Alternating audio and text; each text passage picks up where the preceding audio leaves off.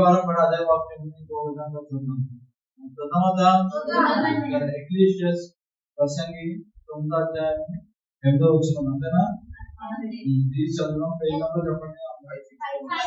561 page number 561 page number చేద్దాం. 9వ అధ్యాయం 8వ వచనం. అందరూ బైబిల్ గ్రంథం తీసారా? తీస్తే అందరూ కలిసి బిగ్గరగా గట్టిగా చదువుదాం ఒకేసారి.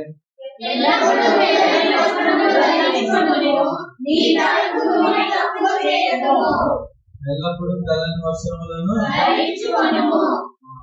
మీ తలకు నూనె తక్కువ.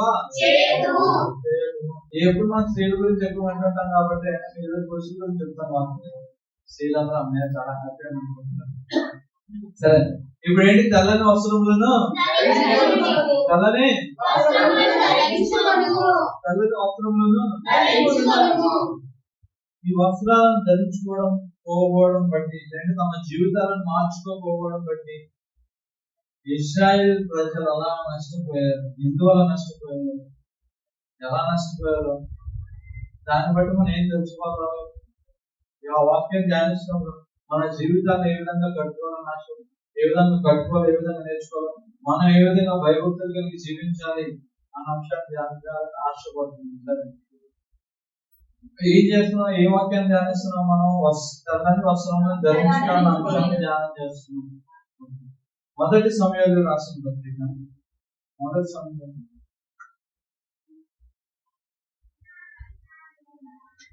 4వ అధ్యాయము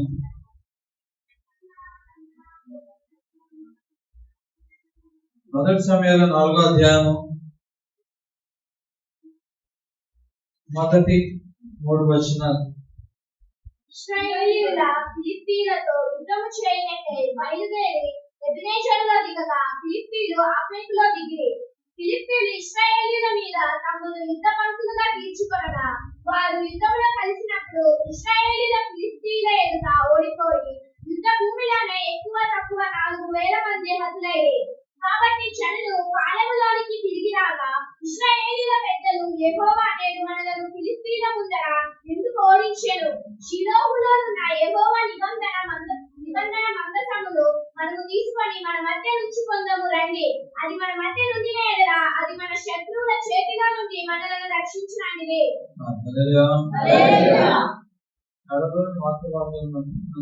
ఇశ్రాయేల్ ప్రజలు ఎక్కడ ఉన్నారంట? ఎబెనేజర్ అన్న దగ్గర ఏం చేస్తున్నారు?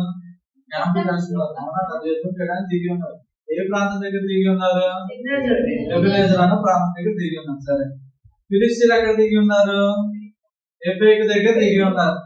అవునా కదా? ఇప్పుడు వీళ్ళిద్దరి మధ్యలో ఏం జరుగుతుంది? యుద్ధము జరుగుతుందా లేదా? యుద్ధం చేయడానికి వీళ్ళు వచ్చారు, ఫిలిష్తీయులు కూడా వచ్చారు యుద్ధం చేయడానికి. సరే, ఈ యుద్ధం ప్రారంభించినట్టుగా మనం చూస్తున్నాము. ఎవరు జయించారు ఈ యుద్ధంలోని? చెప్పాలి గట్టిగా. ఫిలిష్తీయులు జయించారు యుద్ధంలో. అవునా కదా? రాయబడ్డది. ఫిలిష్తీయులు ఎప్పుడైతే జయించారో యుద్ధంలో ఎవరి మీద? ఇజ్రాయేల్ మీద ఫిలిష్తీయులు జయించారు. ఇప్పుడు ఇజ్రాయేల్ అందరూ తిరిగి పారిపోయి ఆ పట్టణంలోకి వచ్చేసి ఏమనుకుంటున్నారు?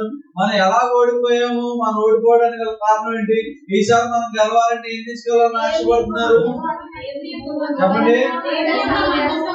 దేవుని యొక్క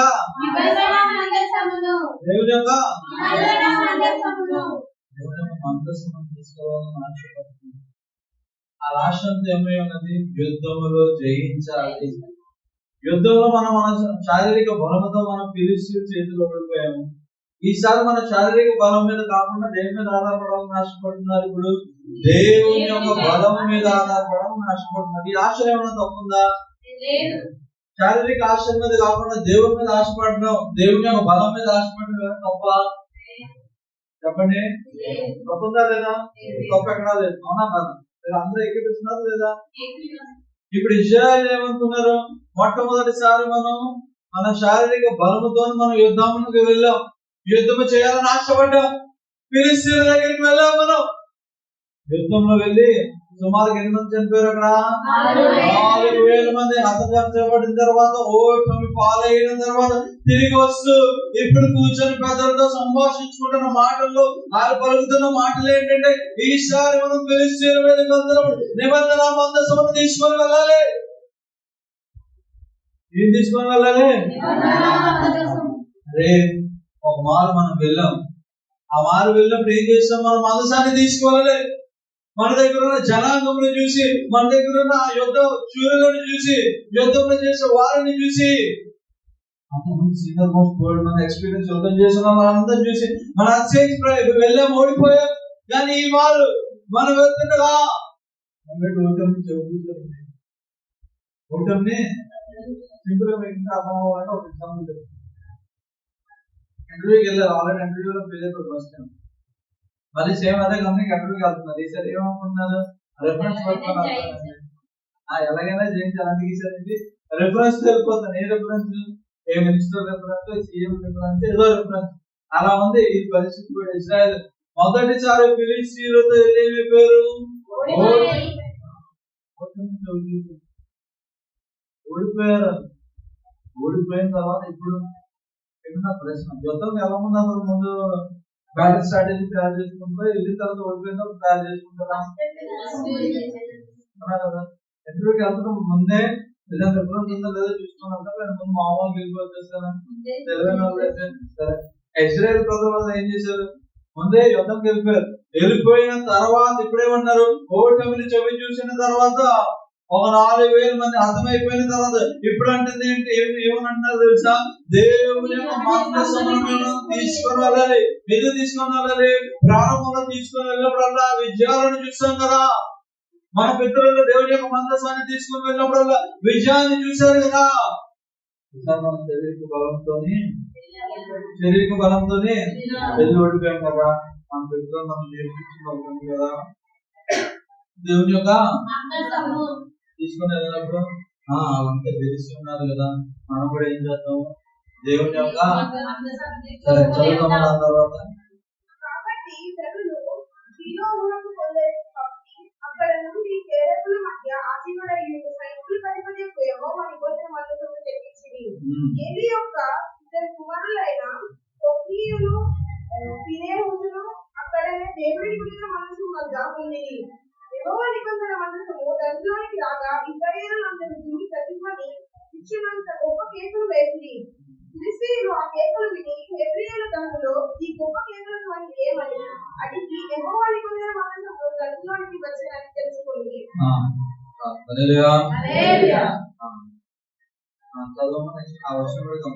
గడికి దేవుడు గంటలోనికి వచ్చినని అనుకుని, అయ్యో మనకు శ్రమ, ఇంతకు ముందుకు వారి నాకు సంభవింపలేదు.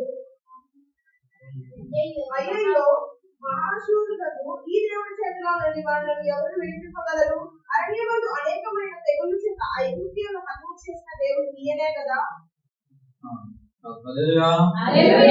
ఇప్పుడు నిర్ణయం తీసుకున్నారా?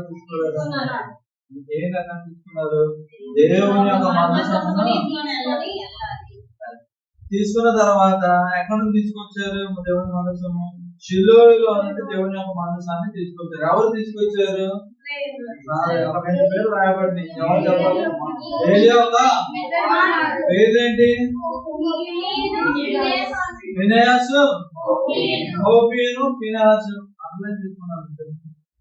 వీళ్ళిద్దరూ ఏం చేశారు? దేవుని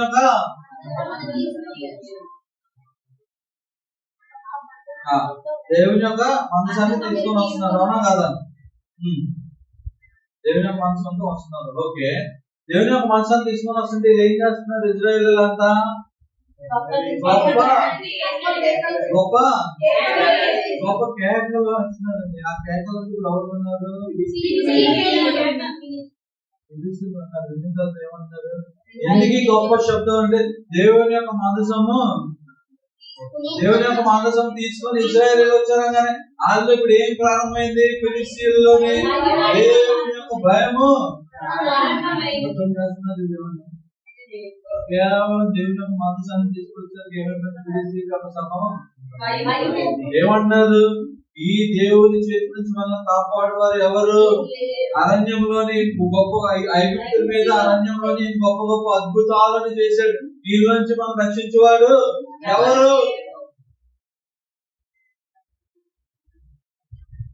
శత్రువు ఉన్నాడండి, ఫిలిస్తీయుడు ఉన్నాడు.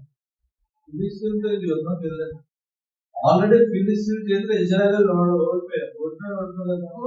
ఓడిపోయిన తర్వాత మళ్ళీ రెండోసారి యుద్ధానికి వస్తున్నారు ఎవరు? ఇజ్రాయేలీలు. ఇప్పుడు ఫిలిస్తీన్లు అలా ఉండాలి ధైర్యం అంటే ఆల్రెడీ మన చేతిలో మీరు ఏమైనా ఓడిపోయారు, ఇంకో రెండోసారి కూడా ఓడిచేస్తాము, మీరు మనం ఈజీగా ఓడించేస్తాం అని అనుకోవాలి కదా. మరి దానికి భిన్నంగా ఎందుకు భయపడుతుందో దేవుని యొక్క మనసు రాగా?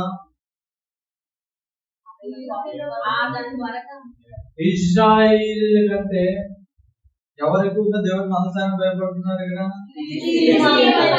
ఎందుకు తెలుసా?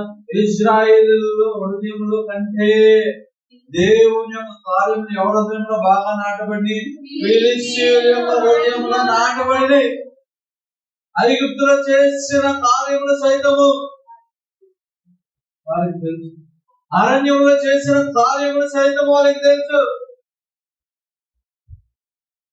తెలిసేమంటారు తెలుసా?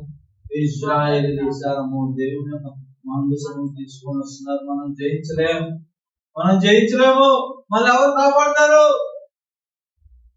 ఎవరు కాపాడలేక మన పని అయిపోయింది. కానీ దేవుని ఎరిగి దేవునితో నడుస్తూ అనుదినము దేవుని యొక్క మందసం ఆచార ప్రకారము యాజకులు పరిచారము చేస్తూ అన్ని చేస్తున్న ఇజ్రాయేల్ ప్రజలు మాత్రం గుర్తెరగలేని స్థితిలో ఉన్నారు. గుర్తెరగక మొదటిసారి తీసుకుని వెళ్ళేవారు. 4000 మంది అర్థమైపోయిన తర్వాత అయ్యో మనం తీసుకెళ్దాం అని అనుకుని ఉండేవారు కాదు. నేటి కనీసం కనిపెట్టేవాళ్ళు యుద్ధంకి వెళ్ళవద్దా అని. అవన్నీ విడిచిపెట్టి తన సొంత నిర్ణయాలను బట్టి యుద్ధం చేయడానికి వెళ్ళి నష్టపోయిన తర్వాత ఇప్పుడు దేవుడి సన్నిధికి వచ్చి ఏం చేస్తున్నారు? దయాని మందసమును తీసుకొని మేము వెళ్తాం యుద్ధానికి. మందసాన్ని తీసుకొని వచ్చారు యుద్ధం చేయడం. రాలేదా? చెప్పండి గట్టిగా. సరే, ఇప్పుడు చూద్దాం తర్వాత. ధైర్యం తెచ్చుకొని వారి మీకు దాసులైనట్లు మీరు హెబ్రీయులకు దాసులు కాకుండా బలాడి యుద్ధం చేయడని చెప్పుకొని ఫిలిప్పీయులు యుద్ధం చేయగా ఇశ్రాయేలు ఓడిపోయి అందరూ తమ డేరాలకు పరిగెత్తి అప్పుడు అత్యధికమైన వధ జరిగెను. ఇశ్రాయేలులో 35,000 మంది కాల్చులకు కూలెను. మరియు దేవుని మందసము పట్టబడెను. అది కాక ఒక్ని ఎలియోకు 2 కుమారులు హతులేవి. దేవుని మనసాన్ని ఏమైనా మార్పు చేస్తున్నాడు.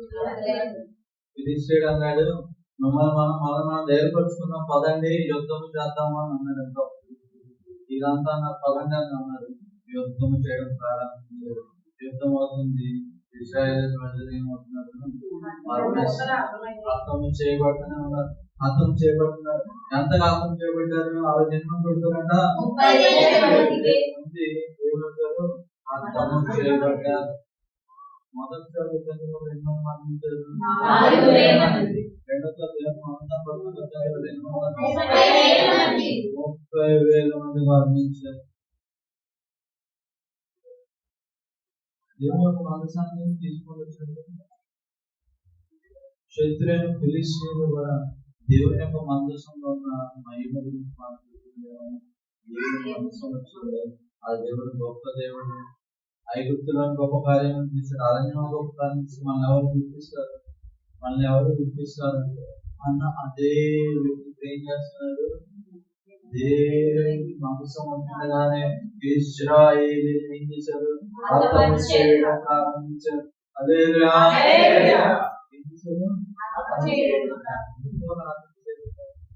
దేవుని మనసులో దేవుడు లేకపోతే ఎంతమంది అన్ని దేవుడి మనసు అనుకోకుండా గెలిచారనుకుంటారు. చెప్పండి. దేవుని మనసు ఉన్నప్పటికీ 30,000 మంది ఇంకొకనే కాదు. జన్మం జరిగితే దేవుని మనసం కూడా ఏమైపోయింది? పట్టబడినది.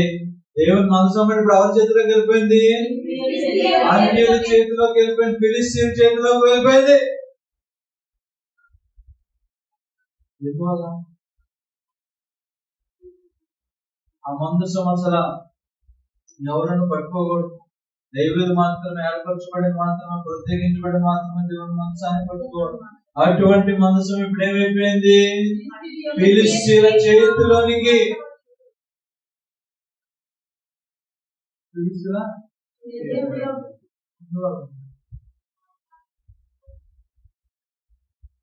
తన మందసంలో నిలబడిన ఇద్దరు వేరే ఇద్దరు కుమారులు కూడా ఏమైపోయారు? చేయబడ్డారు. ఏం చేయబడ్డారు?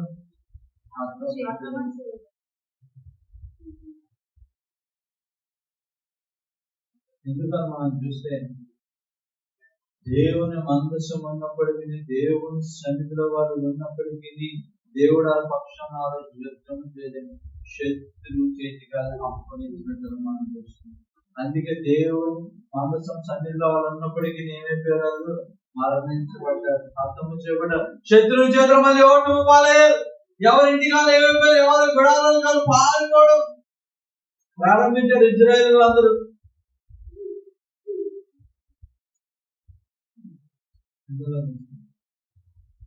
దేవుని మందసం మోసుకొని తీసుకొని వచ్చారు కదా.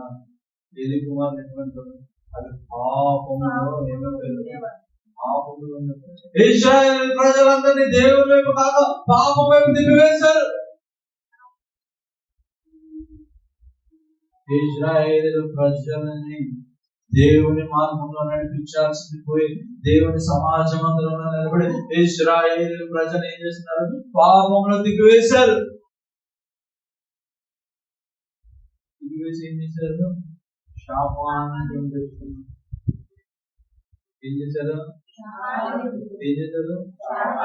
వాళ్ళతోనే కాదు, ఇశ్రాయేలు పాపం ఆ వర్షం అంతా చేసి దేవుని వైపు తిరగకపోవడం బట్టి ఏమైపోయారు? 30+4 అంతా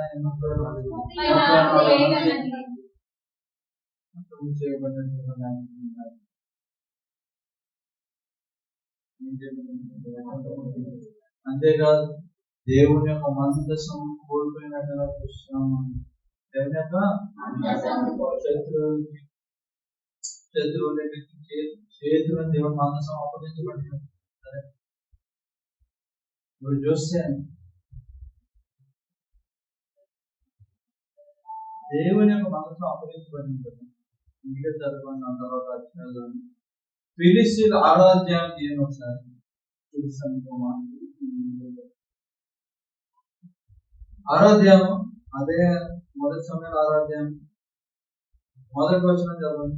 యెహోవా మందసము 7 నెలలు ఫిలిష్తీయుల దేశమందుండిన తర్వాత ఫిలిష్తీయులు యాజకులను శకునము చూసి వారిని పిలువనంపించి, యెహోవా మందసము ఏమి చేయదము, ఏమి చేసి సత్కాలములకు దానిని పంపుదమో తెలియజెప్పుడనగా, వారు ఇశ్రాయేలు దేవుడి మందసము పంపివేయ నిర్దేశించిన ఎడల ఉరికి పంపగా ఏ విధము చేతనైనను ఆయన అపరాధమైన అర్పణను చెల్లించి పంపవలెను.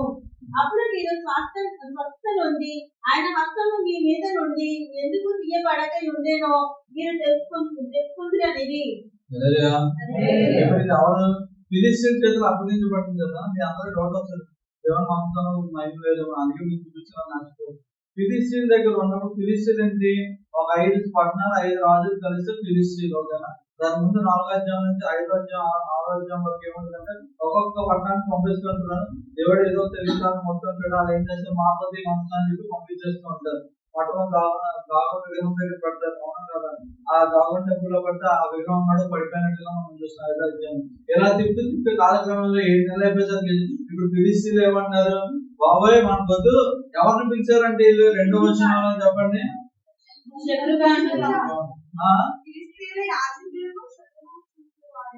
ఎవరిని? శకును కాదని ఫిలిష్తీయుల యొక్క యాజకులు పిలుస్తున్నారు.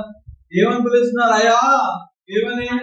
మందసాన్ని తిరిగి పంపించాలి. మాకు కలిగిన నష్టం నుంచి మేము ఏం చేయాలంటే, మాకు కలిగిన నష్టం నుంచి లేక మాకు పొందిన ఈ సిక్నెస్ నుంచి, ఈ రోగాల నుండి మేము విముక్తి పొందాలంటే ఏం చేయాలని ఎవరు అడుగుతున్నారు?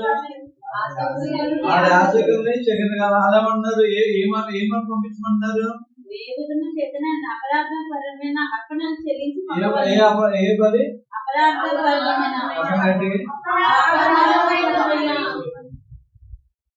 ఏంటి అపరాధం? ఏదైనా పాపాలు చేసి అపరాధము చేసి ఆ అపరాధము చేసినందుకు ప్రాయశ్చిత్తంగా ఒక బలి అర్పించి మీరు ఏం చేయాలి? పంపివేయండి. ఫిలిష్తీయులు కూడా తెలుసండి దేవుని మనసం, దేవుడు పాపించుకుంటే ఏం చేయాలి? ప్రజగా మనం ఏం చేయాలి? ఒక బలి అర్పించాలి. కానీ ఇజ్రాయేల్ ప్రజలు మాత్రం అదే బలి అర్పణ ఏం చేస్తున్నారు? కోవిడ్ పక్కన పెట్టి ఏడు కుమారులు ఇద్దరు పాపం చేస్తున్నారు. వీళ్ళు కూడా ఏం చేస్తున్నారు? పాపానికి ఇజ్రాయేల్ అంతా అప్పగించారు. సరే, ఇప్పుడు ఏమైపోయింది? దేవుని మనసు అప్పగించబడినారు కదా. అప్పగించబడిన తర్వాత ఫిలిష్తీయులు ఈ విధంగా మాట్లాడుకుంటున్నారు. అవునా కదా? ఇప్పుడు దేవుని మందసంలో ఒక మహిమ ఉందంటారా లేదంటారా?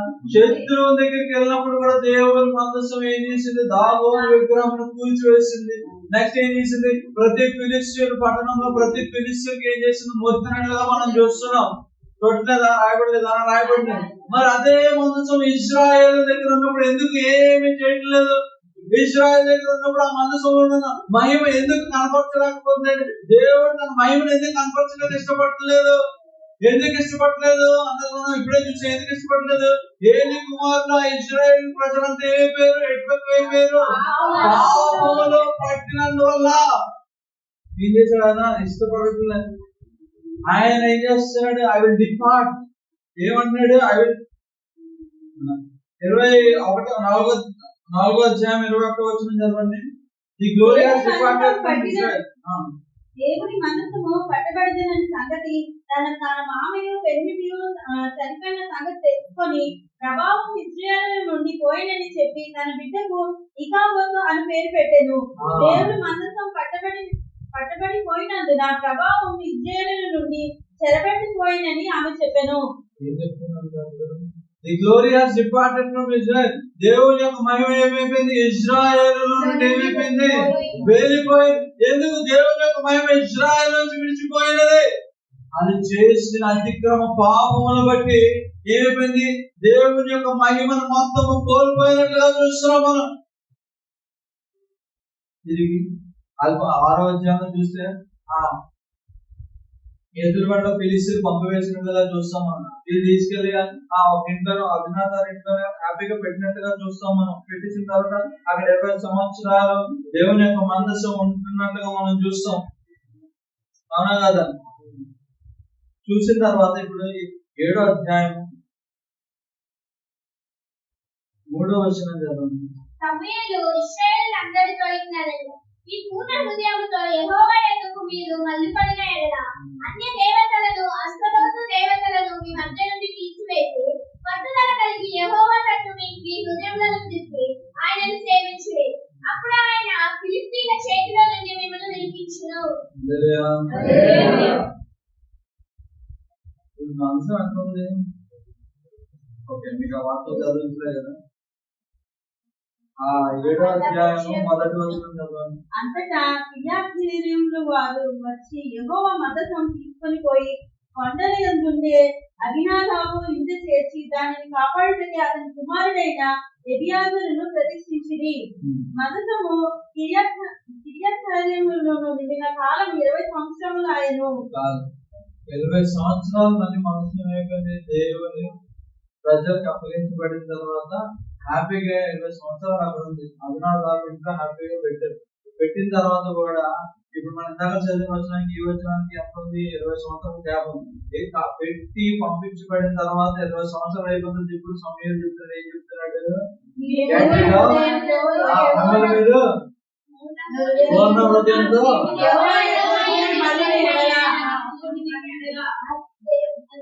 అంటే 20 సంవత్సరాలు ఏం చేస్తున్నారు? బాధించబడుతున్నా ఉన్నారు. ఇంకా అర్థం కాదు.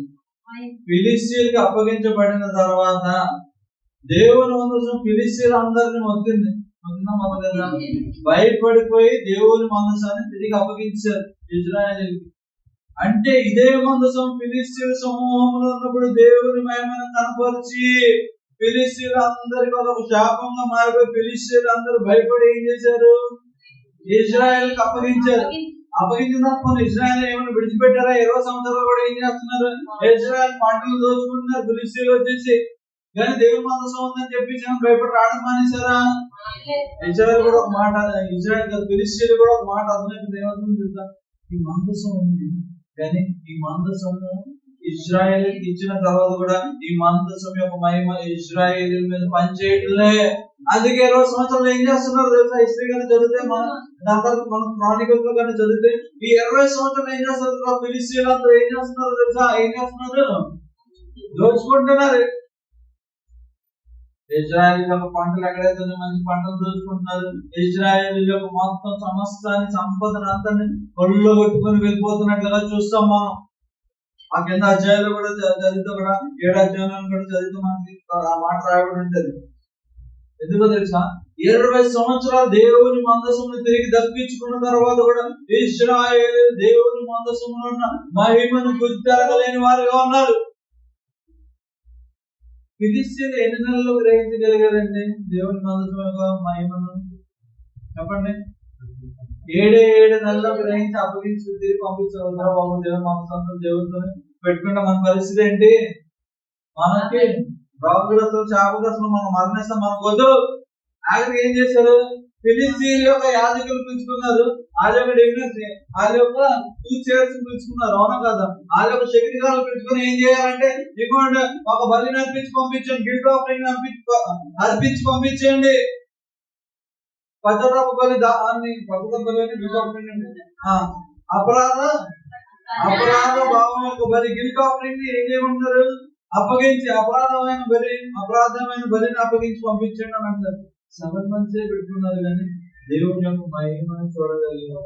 ఇశ్రాయేలు 20 సంవత్సరాలు పెట్టుకున్నారు. 20 సంవత్సరాలు ఫిలిష్తీయులు ఏం చేస్తున్నారు?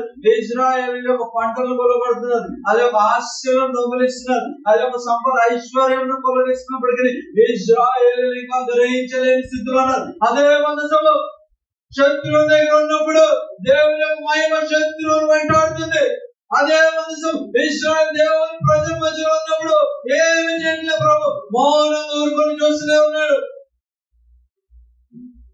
మందసం ఉంది కదా, కానీ పెట్టిన స్థలములు వేరే, పెట్టబడిన జనాంగము వేరే. ఒక జనాంగము దేవుని యొక్క ఎరగని జనాంగము, ఫిలిష్తీయుల జనాంగము. మందసం ఏం చేస్తుంది?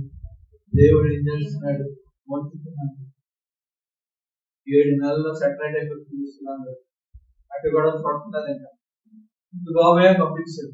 అదే ఇజ్రాయేల్ కనబడుతుంది. 20 సంవత్సరాల తర్వాత ఇప్పుడు మన సమూయేలు గారు ఏమంటున్నారు చెప్పండి. 7వ వచనం చదవాలి గట్టిగా. మీ పూర్ణ హృదయముతో యెహోవా యొద్దకు మీరు మళ్ళిపడిన యెడల అన్య దేవతలను అష్టారోతు దేవతలను మీ మధ్య నుండి తీసివేసి పట్టుదల కలిగి యెహోవా తట్టు మీ హృదయములను చెప్పి ఆయనను సేవించుడి. అప్పుడు ఆయన ఫిలిష్తీయుల చేతిలో నుండి మిమ్మల్ని విడిపించును.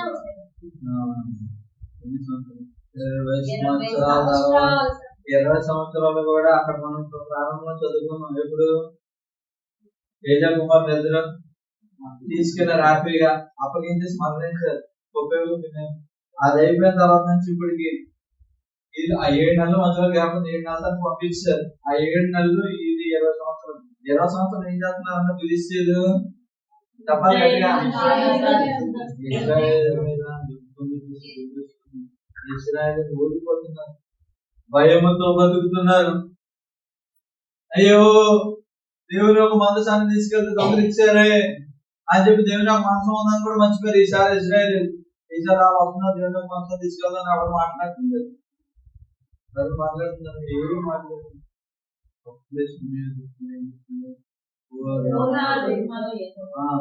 నెక్స్ట్ 5వ వచనం చదవమ్మా. అంతటా ఇశ్రాయేలు బయలుదేవతలను అష్టారోతు దేవతలను తీసివేసి యెహోవాను మాత్రమే సేవించుడి.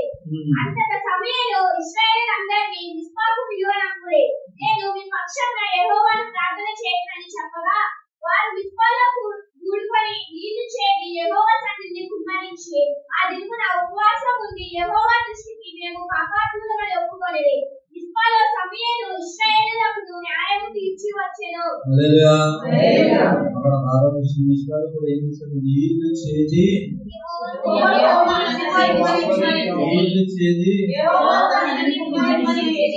తర్వాత ఏం చేశారు? నీళ్లు చేది ఎవసంలో ఆ నీళ్లు చేది ఆ నీళ్లు ఏం చేస్తున్నారు? ఆ యొక్క వస్త్రాలను కడుక్కున్నారు, పరిశుద్ధపరచుకుంటున్నారు. పరిశుద్ధపరచుకున్నప్పుడు ప్రవేశిస్తున్నారు ఎక్కడికి? ఫాస్టింగ్ 20 సంవత్సరాలు ఒక ఇశ్రాయేలీయులు ప్రభు వైపు తిరుగుతారు. దేవుడు తమను విడిచిపెట్టాడని గ్రహించేటప్పుడు ఎప్పుడైతే మిస్పాలో సమయంలో ఎప్పుడైతే రెండు మీ కొరకు ప్రార్థన చేస్తున్నప్పుడు ఎప్పుడైతే అన్ని దేవాలకు సంబంధించిన అన్ని విడిచిపెట్టాను హృదయాలను మార్చుకొని ఆ నీళ్లు చేది మిస్పాలో నీళ్లు దేవుని సన్నిధిలోని కుమ్మరించి తమ తమ వస్త్రాలను కడుక్కొని ఎప్పుడైతే దేవుని వైపు తిరిగి పశ్చాత్తాపడి ఫాస్టింగ్ చేసి ఆ అవకాశం ప్రార్థన చేశారో అప్పుడు 13వ వచనం చదవండి. ఫిలిప్పీలో అంటుబడిన వారై ఇశ్రాయేలు సరిహద్దులోనికి తిరిగి రాగా ఆగిపోయింది. సమూయేలు ఉండిన దినములన్నిటిని యెహోవా హస్తము ఫిలిప్పీయుల విరోధంగా ఉండెను.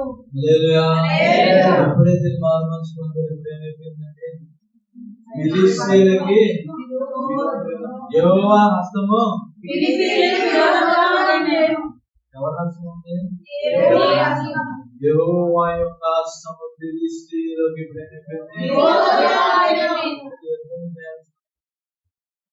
ఈ యుద్ధం వెళ్ళినా సరే దేవుడే విజయం నిర్ణయించుకున్నాడు. అంతర్ధాన సమయంలో ఉన్న రోజులు కూడా అక్కడ ఇంకో మాట కూడా ఉంటుంది. ఏమంటుందంటే ఫిలిష్తీయులు అప్పుడు ఏం చేశారు? మరియు ఫిలిప్పీలు ఇశ్రాయేలు యొద్ద నుండి పట్టుకొనిన పట్టణములు ఇశ్రాయేలుకు తిరిగి వచ్చెను. ఎక్రోన్ నుండి గాతు వరకు ఉన్న గ్రామములను వాటి పొలములను ఇశ్రాయేలు ఫిలిప్పీల చేతిలో నుండి విడిపించింది. మరియు ఇశ్రాయేలుకును అమోరీయులకును సమాధానము కలిగెను. సమూయేలు తాను బ్రతికిన దినములన్నీ ఇశ్రాయేలీయులకు అమోరీయులకు ఏం కలిగిందంటే ఫిలిష్తీయులు సంపాదించుకున్న ఏవైతే పట్టణాలన్నీ దోచుకున్నారు అవన్నీ దేవుని ఇదంతా మారింది. దేవుని యొక్క వీళ్ళు ఎప్పుడైతే తిరిగారో దేవుని ఎప్పుడైతే తిరిగారో తమ జీవితాలను మార్చుకోవడానికి ఎప్పుడైతే ఇష్టపడ్డారో వెంటనే వచ్చింది యుద్ధం ఆగిపోయింది. పోగొట్టుకున్నంత సంపాదించుకున్నారు. అమోరీయులకి ఏం కలిగింది? ఎంతసేపు అందరూ యుద్ధం ఎవరితో చేశారు?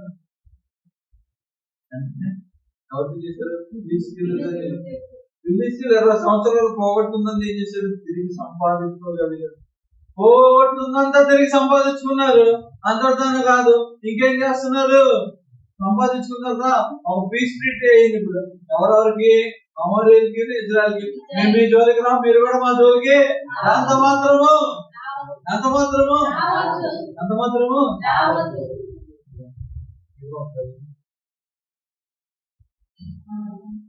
దేవుని వాక్య ప్రకారం చూస్తే సంఘంలోని ఎవరు? యాజకులు. అవునా కదా? అదే ఫ్యామిలీ విధంగా చూస్తే ఎవరు హెడ్? ఓకే. కుటుంబానికి యజమానుడు ఎవరు చెప్పండి?